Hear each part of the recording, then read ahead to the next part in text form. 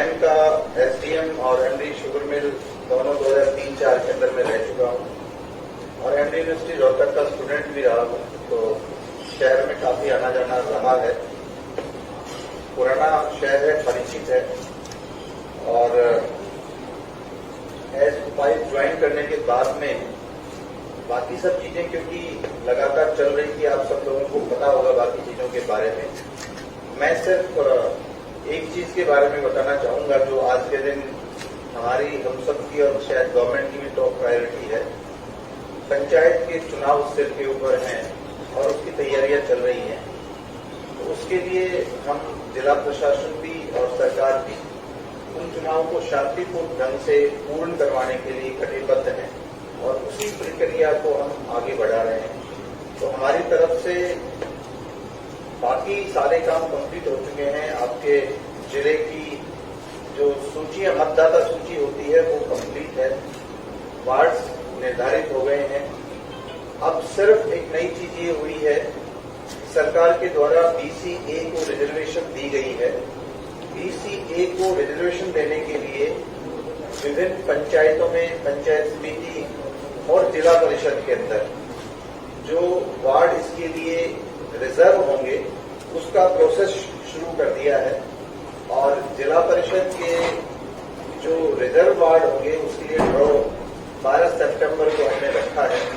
इसी तरह से जो संबंधित एसडीएम्स हैं वो पंचायत समिति, सरपंच और पंच के लिए BCA की जो रिजर्वेशन होगी उसके लिए वो अपने समय और स्थान पर वार्ड का निर्धारण करेंगे, कौन कौन से वार्ड उसमें रिजर्व होंगे।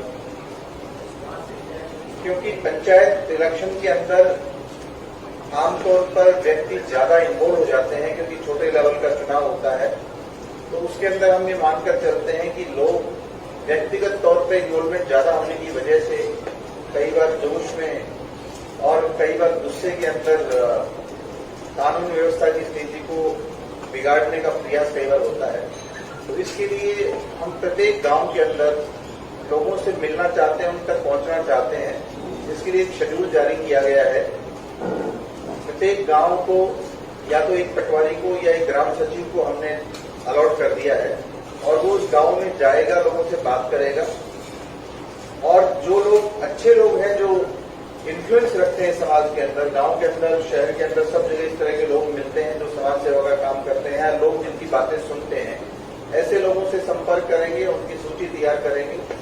और कुछ इस तरह के लोग भी होते हैं जो हर वक्त लड़ने झगड़ने के लिए तैयार होते हैं या उनके खिलाफ केसेस होते हैं, उनकी सूची भी तैयार करेंगे। तो आमतौर पर कानूनी व्यवस्था को बनाने के लिए अच्छे लोग प्रशासन के, सरकार के हमेशा समाज के साथ रहते हैं, लोगों को समझाने बुझाने का काम करते हैं और कानून के हिसाब से चलने का उनको मदद करते हैं। कुछ लोग ऐसे होते हैं जो कानून व्यवस्था को बिगाड़ते हैं, तो ऐसे लोगों को ये मैसेज दिया जा रहा है उनको संपर्क करके कि आप इस तरह की कोई हरकत नहीं करें, अदरवाइज आपके ऊपर नजर है। और कानून में बहुत सारे प्रोविजंस हैं जहां हमें ये लगता है कि कानून व्यवस्था की स्थिति कोई व्यक्ति बिगाड़ सकता है तो उनके खिलाफ प्रिवेंटिव एक्शन आमतौर पर जो डिस्ट्रिक्ट अथॉरिटीज होती हैं वो करती हैं। तो अगर कोई व्यक्ति ऐसा पाया गया जो कानून व्यवस्था की स्थिति को बिगाड़ सकता है तो उसके खिलाफ प्रिवेंटिव एक्शन का काम भी किया जाएगा।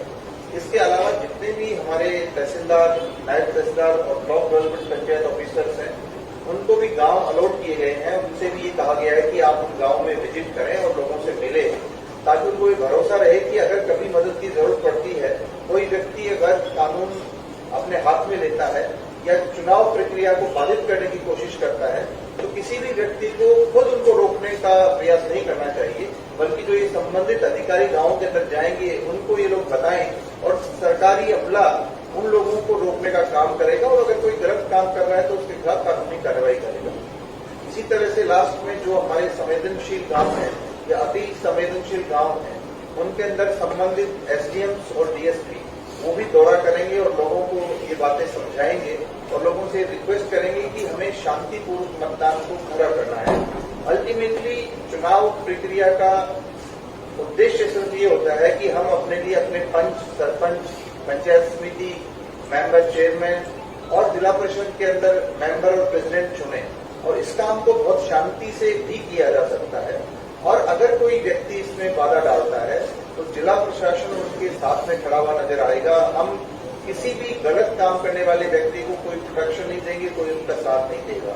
तो इस प्रोसेस के अंदर हम सब लोग इस काम पर लगे हुए हैं और इस मौके पर आप सब लोगों से मुलाकात हुई है। आप सब लोगों के माध्यम से मैं सभी जो रोहतक के निवासी हैं उनसे रिक्वेस्ट करना चाहता हूं कि कानून व्यवस्था की स्थिति को बनाने के लिए हमारा सहयोग करें। और अगर कोई भी व्यक्ति आपको दिमाग में ऐसा लगता है कि वो इस स्थिति को खराब कर सकता है, तो ऐसे व्यक्तियों के नाम जो हमारे अधिकारी आपके गांव में आएंगे उनको जरूर सूचित करें ताकि उन लोगों के ऊपर नजर रख सकें। और चुनाव प्रक्रिया के दौरान अगर किसी भी तरह की गड़बड़ होती हुई नजर आती है तो आपको हम बाकायदा अधिकारियों के नाम और टेलीफोन नंबर देंगे, कंट्रोल रूम के नंबर देंगे। आप उनके ऊपर संपर्क करिए, उनके ऊपर सूचना दीजिए और हम खुद ब खुद उस स्थिति को संभालने का काम करेंगे। तो किसी भी व्यक्ति के साथ में झगड़ने की जरूरत नहीं है, किसी भी व्यक्ति के साथ में प्रतिरोध करने की जरूरत नहीं है। आप सरकारी सिस्टम, सरकार की जो एजेंसीज हैं उनकी मदद लीजिए और इस काम को शांतिपूर्ण करवाने में हमारी मदद कीजिए। ऐसा करके हम दोनों ही पक्ष बेहतर स्थिति में होंगे और बिना वजह किसी को झगड़े से बचाया जा सकता है, बिना वजह किसी को कानून बाद में जो उनके खिलाफ कानूनी कार्यवाही होती है उससे बचाया जा सकता है। तो मेरी तरफ से आज का जो मेन एजेंडा था वो यही था कि आप सब लोगों से एक परिचय भी हो और जो चुनाव की प्रक्रिया हमारी शुरू होने जा रही है उसके बारे में आप लोगों की मदद से प्रत्येक व्यक्ति तक ये संदेश पहुंचे कि हम शांति व्यवस्था को बनाए रखना चाहते हैं और अपने चुनाव को बहुत शांतिपूर्ण ढंग से पूर्ण करना चाहते हैं। इसमें आप सभी लोगों का सहयोग अपेक्षित है। धन्यवाद। इस बारे में अगर आपको कोई भी सवाल पूछने हैं तो बताइए।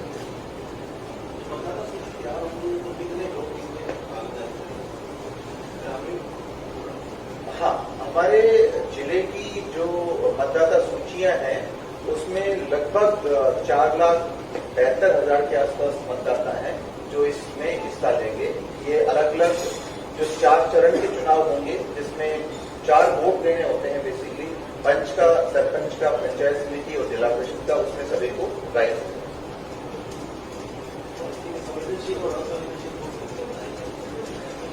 जो पुराने चुनाव हुए हैं उनके आधार पर संवेदनशील और अति संवेदनशील बूथों की संख्या निर्धारित की जाती है। लेकिन हर चुनाव से पहले जो ये दौरा कर रहे हैं लोग, हमारे गांव में जा रहे हैं, ऑफिसर्स गांव में जा रहे हैं, इनकी फीडबैक के आधार पर और पहले अगर कोई एफआईआर रोज हुई है, कोई झगड़ा हुआ है, उसके आधार पर हर चुनाव से पहले इन बूथों की संख्या को घटाया जाता है। तो ये जो प्रोसेस है गांव के अंदर विजिट जब ये खत्म हो जाएंगी तो उसके बाद में हम ये निर्धारित कर पाएंगे कि कितने बूथ हमारे संवेदनशील या अति संवेदनशील हैं। तो आज के दिन वो संख्या पुराने चुनाव के आधार पर है, इस चुनाव के लिए दोबारा से इसकी संख्या निर्धारित की जाएगी। सर, क्या वोटर लिस्ट फाइनल हो गई है? अगर कोई नया बनवाना चाहता है या अमेंड करवाना चाहता है तो कोई ऑप्शन है? नहीं, आज के दिन वोटर लिस्ट कंप्लीट हो चुकी है।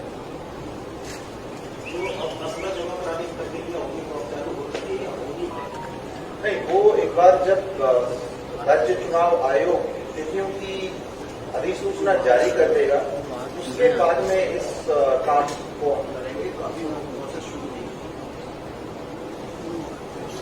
पंचायत चुनाव में सारा जो है वीडियो के हासिल पावर, ऐसे में बहुत से गाँवों में दिक्कतें हैं, ना सफाई हो रही है, ना पीने के पानी की बेहतर व्यवस्था है। मूलभूत सुविधाओं को लेकर गाँव में काफी अभी तो सरपंच आने में और भी टाइम लगेगा। तो उन चीजों को किस तरह से आप लेकिन चुनाव एक चीज तो मैं खुद भी मानता हूँ इसको कि जो भी चुने हुए लोग होते हैं वो लोगों के प्रति सीधे तौर पर जवाबदेह होते हैं।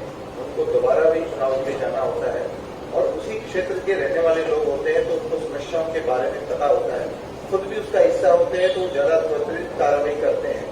लेकिन हमारे जो सेक्रेटरीज हैं या बीडीपीओज हैं उनसे ये उम्मीद की जाती है कि इस दौरान जब वो नहीं है तो कम से कम कुछ लोगों की मदद से इस कार्य को बेहतर कर पाए। मेरे पास में पिछले 6 दिन में जितने भी इस तरह की चीजें आई हैं तो संबंधित अधिकारियों से मैंने बात की है और ये मैसेज देने की कोशिश की है कि हमारा मुख्य कार्य ये है कि लोगों को अगर किसी भी तरह की समस्या आती है तो उसका हम निराकरण करें और प्रोएक्टिवली निराकरण करें। तो इसमें कुछ शायद मैसेज जा चुका है, कुछ लोगों को आने वाले दिनों के अंदर जाएगा। तो हमारा उद्देश्य यही है, हमारा प्रयास यही है कि हम लोगों की समस्याओं का प्रोडक्टिवली निराकरण कर सकें और उसका हिस्सा अगर बन सके ताकि हमें ये फील रहे और उसी हिसाब से हम उनका सोचें। क्योंकि आप सब लोग इतने टाइम से पब्लिक लाइफ में हैं, मेरी काफी टाइम से मैं नौकरी कर रहा हूँ, तो आम आदमी को जो चाहिए होता है वो मूलभूत सुविधाएं चाहिए होती है, उसके बाद की चीजें वो उपलब्ध करते हैं।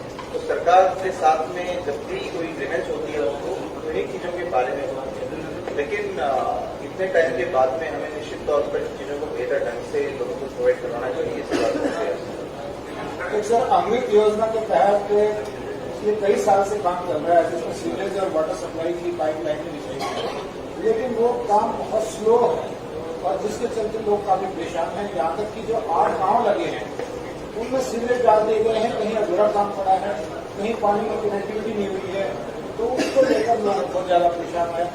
ये कोऑर्डिनेशन निगम के साथ मिलकर कितना जल्दी हो पाएगा और लोगों को निजात मिल रहा है इस काम से?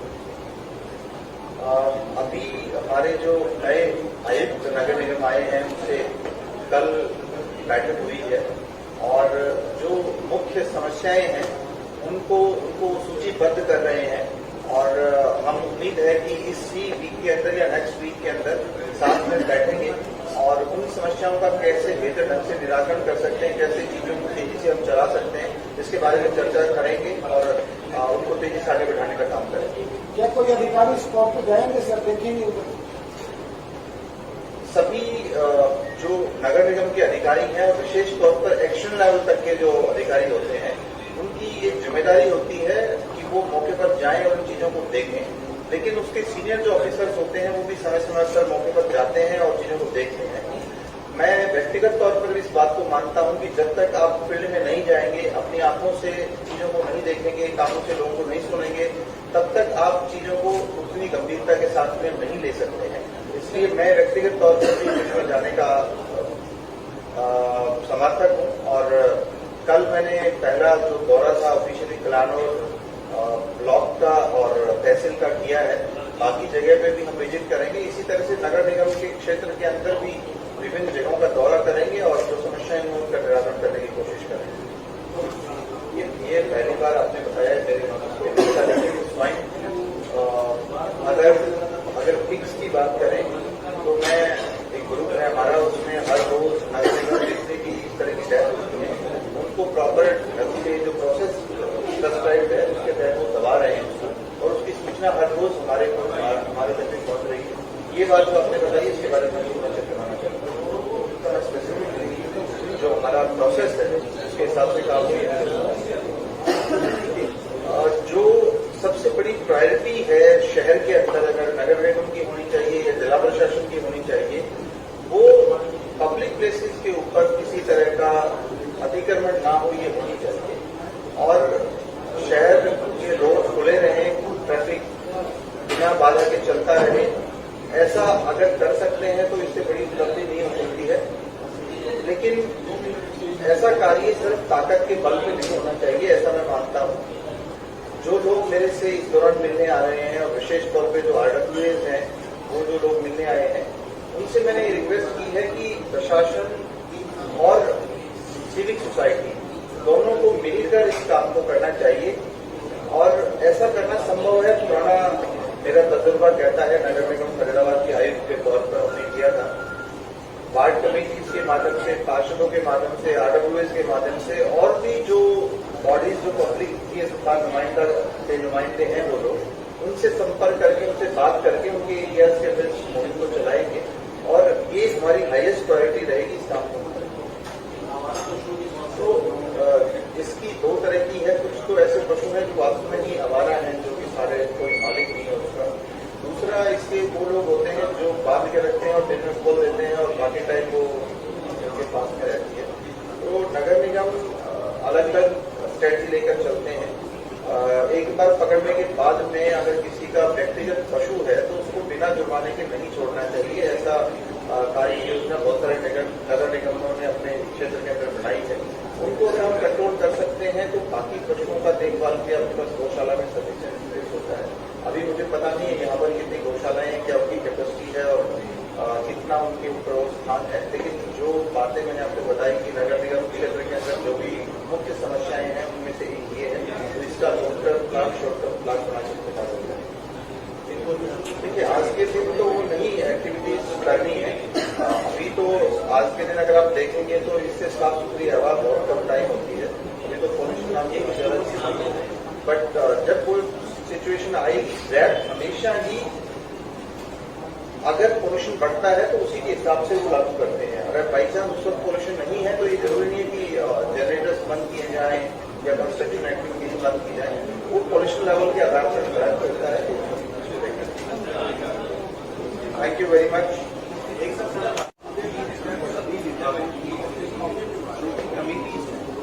सबका लिस्ट किया है और कल ये मीटिंग मेरी तरफ से